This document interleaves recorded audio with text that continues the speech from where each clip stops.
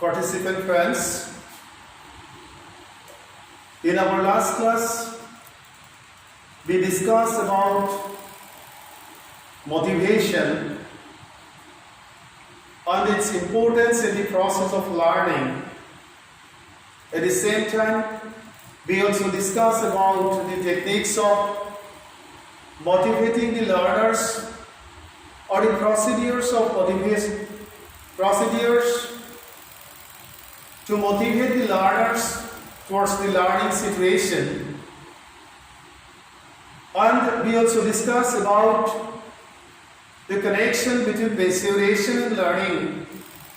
And we started to discuss about the methods of learning.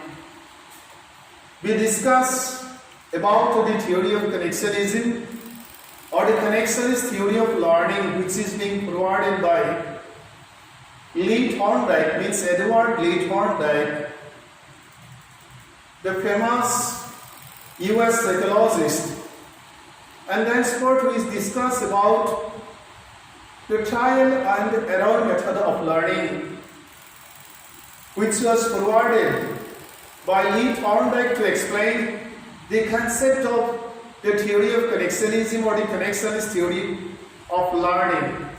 Today in this class, we are to discuss about the characteristics of the trial and error method of learning.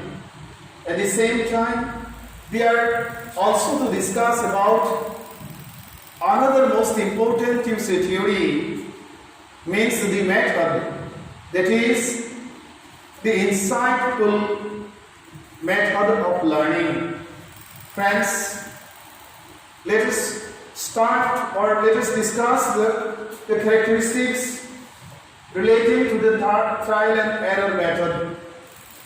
Number one is, in trial and error method, the learner is to try or attempt for several times for finding out the solution or means of solution of whole problem as per his or her own capabilities. Next one is, in the basic level of trial for the solution of all problem, the learner commits mistake, the volume or number of which is very substantial or more. Means,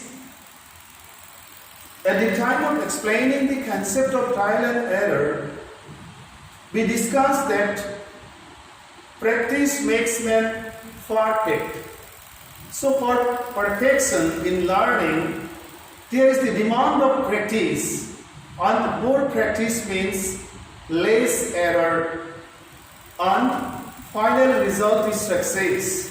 So friends, success or achieving goal or the process of attaining goals in our life, particularly by accomplishing different activities,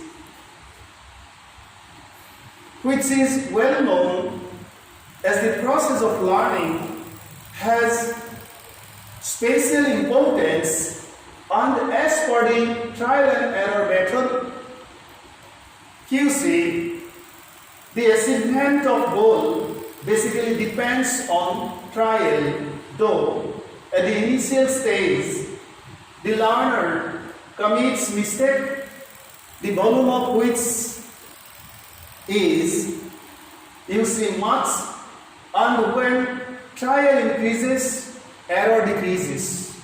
Let us go back to the next slide. More trials mean decrease of the number of errors, or increasing the number of trials help the learner find out the solution of own problem or achieve the goal. Once the problem is solved or the goal is achieved, in the second time when the learner faces the same problem or sequence or event or situation, the number of error is reduced, means decreased, or the volume of error becomes small in comparison to the number of errors or volume of errors committed by the learner in the first attempt or in the first time.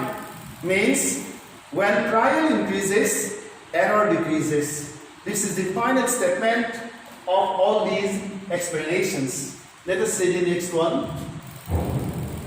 Increase the number of trials for solving a problem means decrease the number of errors and the result is success. So friends, for success we have to involve in, we have to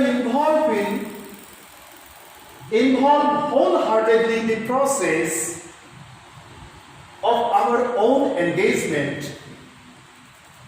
Next, you see speciality or the characteristic of the trial and error method of learning is behind failure there is the secret of success. Friends, all successful persons, you see, certainly once you analyze the life system or lifestyle or styles of the successful persons, you will see that they failed many times and they became successful after many trials, because failure is the secret of success, which is unfolded by the learner by increasing the number of trials. Next one is practice makes men or makes the learners perfect. Means for perfection there is the demand of practice, but it depends on the consequence or the consequences of the learning situation or events. What we as learners basically do, we try to increase the volume of practice of such activities which we like much, but the activities which we do not like,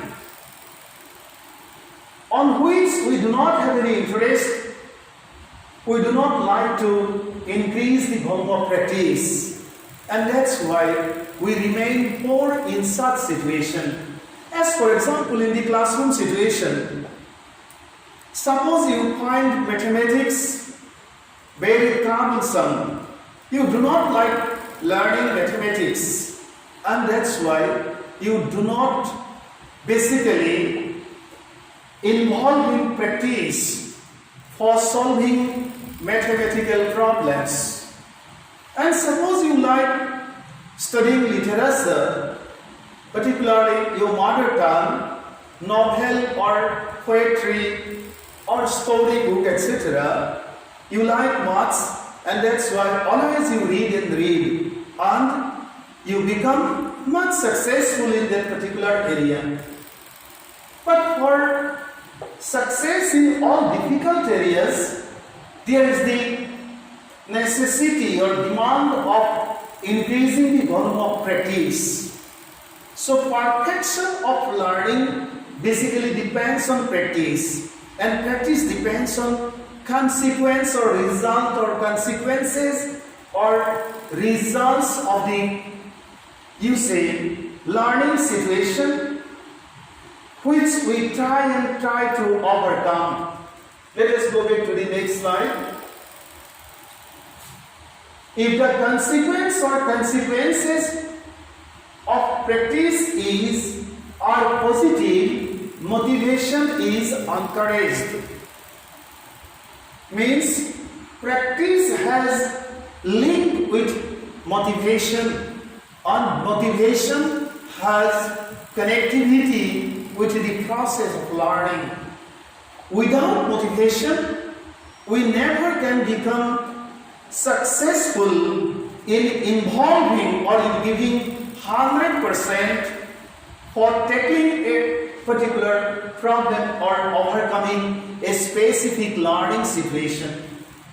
The encouraged state of motivation makes the solution process very easy or comfortable. So friends, motivation is linked with the consequence or consequences or the result or results of the learning situation, and motivation has special importance in the process of learning. Next one is trial and error method is mechanical, which does not demand the application of higher mental processes in the process of learning. It means that, you see, when we started to discuss, we discussed that in motor learning, trial and error method has special importance. Or in motor learning, trial and error method plays very significant role. But in learning, with the help of, you see, the involvement of intellectuality, in such situation, we never can follow trial and error method of learning. Next one, let us say, trial and error method can't be applied or followed in higher class learning situation or the solution of complex learning problem. Means in learning to play or to learn to play the typewriter or the computer keyboard for handling, or just to handle the WhatsApp or the mobile handset, maybe YouTube or Facebook or other applications, there is the necessity of practice. Means with the help of trial and error method, we can learn to tackle or learn to handle or learn to manage all such problems. But in medical science, in higher class research situation, we never can apply trial and error method because this is totally mechanical. And in most of the lower class learning situations, we are much mechanical and we learn with the help of or depending on the trial and error method of learning. So friends, next one is trial and error method can't be applied or followed. You see, in higher class learning situation or the solution of complex learning problem, which I have already mentioned, in science, in research, in very serious medical practices, trial and error method can be applied. Once it is applied, success does not result. Let us go back to the next slide. This method is applicable. This method means trial and error method is applicable in solving simple problem or event or in lower class learning situation. This is applicable. In the field of scientific research, which I have already mentioned, and complex medical practices, trial and error method is not applicable because you see, once we follow trial and error method in scientific research, in medical practices, then result will be quite negative, and this is the reason for which we never can apply trial and error method of learning in very serious learning situations.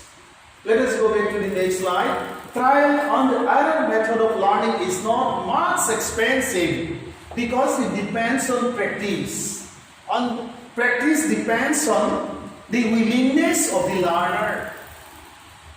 In the process of formation of habits, may be good or bad, trial and error method is applicable. So friends, habit formation is totally a psychological process and it depends on trial and error method of learning.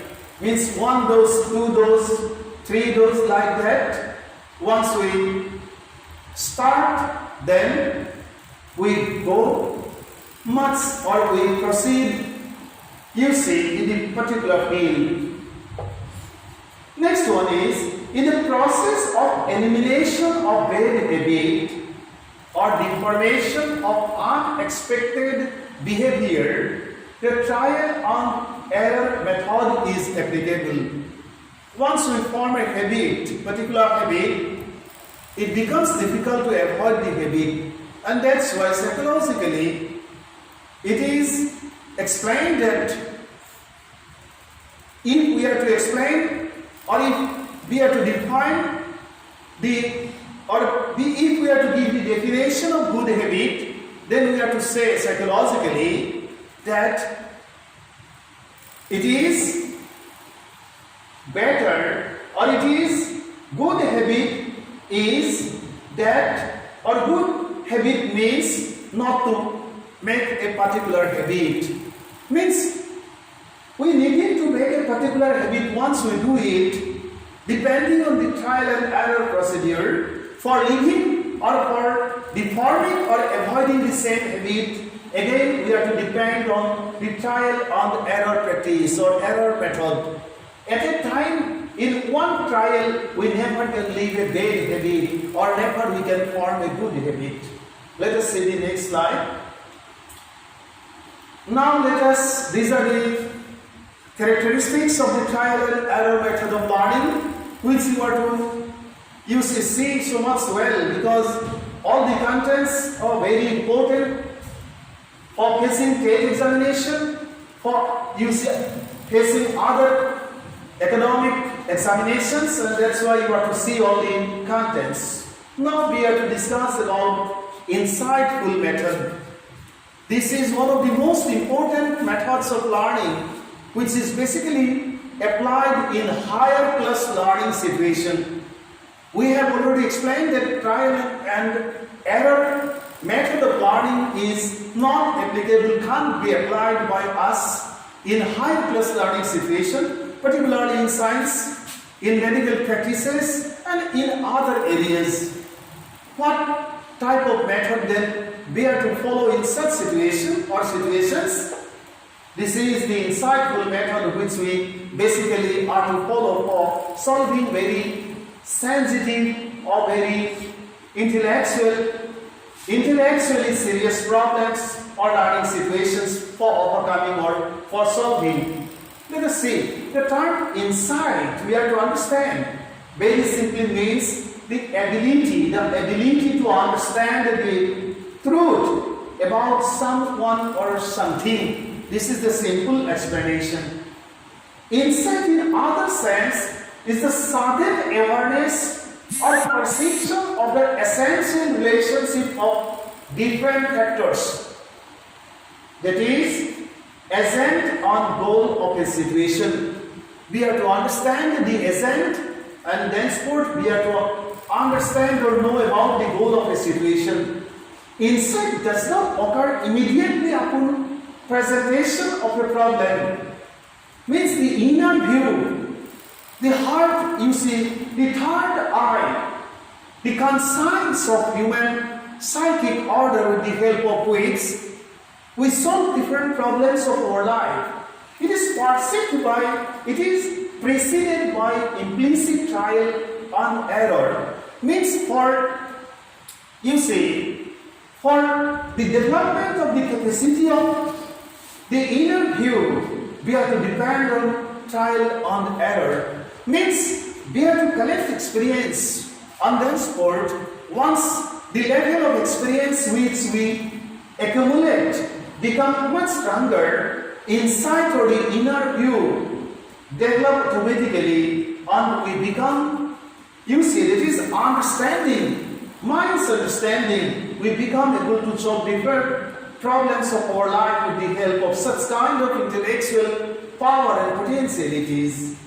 It is preceded by implicit trial and error, a process which involves thinking and understanding the relationship between the agent and goal.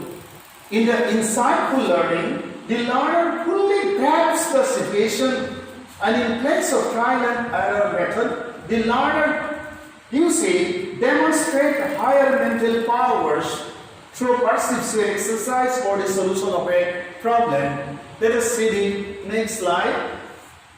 And for understanding or for knowing about this method of learning, which is basically applied in the higher class learning situation or situations, we have to know the concerned psychologists to develop this learning method by developing one of the most important, you see, theory of learning, that is the Gestalt theory of learning.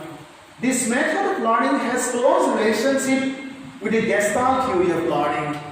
And the trial and error method of learning is associated with the theory of connectionism or the connectionist theory of learning. An insightful learning method is linked or it is connected with the Gestalt theory of learning. And Gestalt theory is being developed by three German psychologists. The names of, you see, names are Ulgen Kohler, Kurt Koppka, and Max Wertheimer. All the three German psychologists were the exponents of the Gestalt theory of learning. So once it is asked to write in the examination, maybe in TET examination, the propounder or the originator of the Gestalt theory, if you are to mention the name, then you are to keep in your mind about Ulgen Kohler, Kurt Koppka, and Max Wertheimer. And the method of learning which is connected with the Gestalt theory of learning is insightful method. And once you want to write about the name of the psychologist who developed the theory of connectionism, then you want to mention the name of Edward Lee Thorndike.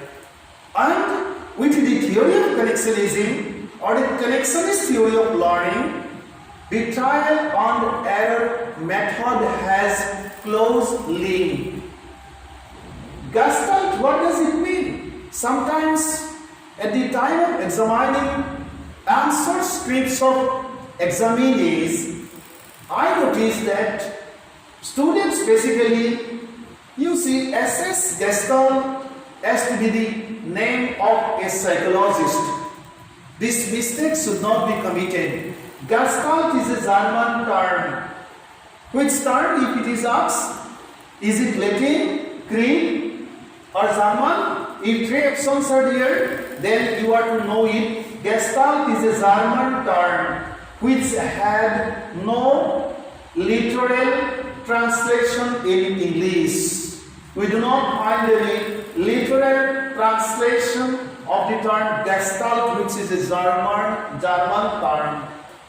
Word like form, shape, or configuration has most frequently been used as to express the meaning of the term in English. In academic discussions or in the field of psychology, people use the term whole as the meaning of the term Gestalt. So Gestalt is a German term, and in academic psychological discussions, Gestalt means as a whole. And in English, you see, we find different terms such as form, shape, or configuration just to get the meaning of the term Gestalt. You see, this way, Gestalt learning means learning as a whole. For Gestalt psychologists, learning the whole situation or event itself is insightful learning. So friends, in our daily life situations, we develop, once we study the process of concept formation, we develop some concept or some concepts as a whole, not part by part, trial after trial. Suppose, once you say men or women, This term man indicates the totality of the physiological feature of a particular person. If I show you this finger, this is finger, this is not man. This is hand, this is head, these are ears, this is the nose, these are eyes, this is the tongue, this is belly, these are legs. Like these different names are there, but we understand the concept man as a whole. Finger is the part, head is the part, eyes are the part, nose is the part, ears are the part, mouth is the part, belly is the part. All organs are the part of the concept man. So friends, part by part, trial after trial, we do not develop the concept. Instead of that, we develop the concept as a whole. And once we say an aeroplane, an institution, say Oxford University, Delhi University, it does not mean does not mean the different assets of Delhi University.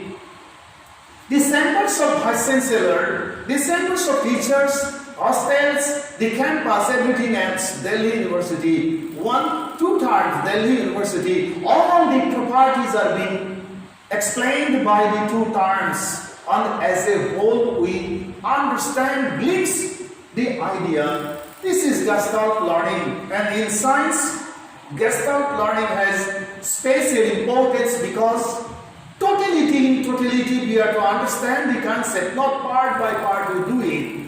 And there is the demand of intellectual involvement. And that's why it is explained that whenever Gestalt learning or insight learning is to be explained, we say sometimes ideas are generated in the extreme part of human psyche, suddenly just like a flash of light, and we become successful in solving varied problems of serious nature with the help of the internal total understanding. And for this, there is the demand of high intellectual capabilities, and for this, there is the demand or necessity of accumulation of mature level of experiences as well as training. And that's why it is defined that learning is the modification of behavior through experiences and training. So friends, in Gestalt learning, Gestalt is the German term, and there is a Gestalt school which if you study you will get a long extensive history, concerning to the Gestalt concept or Gestalt process of realization or conceiving different ideas, and by this we can solve varied problems of our life. Let us go back to the next slide. See friends, this is Wolfgang Kohler. You see, Gestalt psychologist, 3 great German psychologists, Kohler, Kafka. You will find the name, and Werthinger. So this is Wolfgang Kohler, one of the Gestalt psychologists. And for him, this is the explanation. Psychology is a very unsatisfactory science. Friends, life is also a very unsatisfactory journey. Psychology is a very unsatisfactory science. Man is never satisfied. Man will never be satisfied, and man was not satisfied. This is the reality of life, friends. Once we try to understand our life, considering psychological parameter, we are to say or opine this way that, whether you agree or not, I do not know, man was unhappy, man is unhappy, and man will remain unhappy. And this is the psychology, and because of this, Wolfgang Kohler, one of the great Gestalt psychologists, has explained psychology as a very unsatisfactory science, because it deals with human personality and all the parameters on the reality of which is man was unhappy, man is unhappy, man will be unhappy in near future. Let us go back to the next slide. Then you see Kalhar, Wolfgang Kalhar, who is when he is born and what his contributions are. You are to see this slide. I will not explain much, you see simply. Let us go back to the next slide. This is the portrait of another Gestalt psychologist, Kurt Kafka, and this is the explanation concerning to Kafka. You see, please. Let us go back to the next slide. This is another, you see, portrait of the another Gestalt psychologist, that is Max Wertheimer, Kalhar, Kafka, and Wertheimer. And for him, often in great discovery, the most important thing is that a certain question is found. You see, a certain question is found. Again, question arises. Once a problem is solved, another question, another problem arises from the same problem which is being solved. And this is the reality of this great universe, and because of which man is, since the beginning of history, man still is active and will remain active in near future too. And this is the mystery of life. And because of this mystery, we are living. Let us go back to the next slide. Now, what are the characteristics of the insight method of learning? Let us see. Number one, insight is sudden, just like a flash of light. It means grasping of relations on seeing the right point of a problem. B. Insight alerts perception, analysis and understanding of three factors, that is the agent and the goal, and the obstacle help to solve problem. C. Insight is related to psychic and intellectual level of maturity, and that's why in a higher class learning situation, insightful method is being applied, and creativity has also linked with this method of learning. Let us go back to the next slide. Implications of the theory of insightful learning, where we can apply. What are the implications? The theory of Gestalt has contributed much towards the field of learning. The greatest contribution of the theory of insightful learning has made towards the field of learning is this, that it has helped to treat learning as a purposeful and goal-oriented task. It does not encourage the involvement of simple, reflexive, or automatic machine-type responses. The learner must be motivated by arousing his or her interest and curiosity in the learning process, and he must be well acquainted with the specific aims and purposes of his learning for better solution of a problem. Let us go back to the next slide. You will see the other part. The learner must find out the relationship among three factors, that is, the agent, the goal, and the obstacle. These are the three important factors towards which the learner is to be, much attentive. He is to understand the agent, the goal, and the obstacle of a problem. And then, with the help of sudden ideas, comes or generated in the psychic level, must solve the learning problem. Oh, this is the solution, like this. So great discoveries, great inventions are resulted because of the higher class, result because of the highest involvement of the rich intellectual capabilities of the human learner. The emphasis on the importance the importance of viewing situation.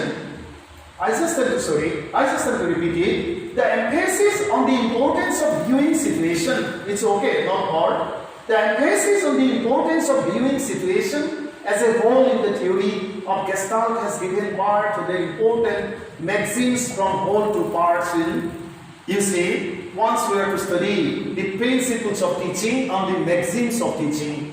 from whole to part. It has link with the Gestalt theory.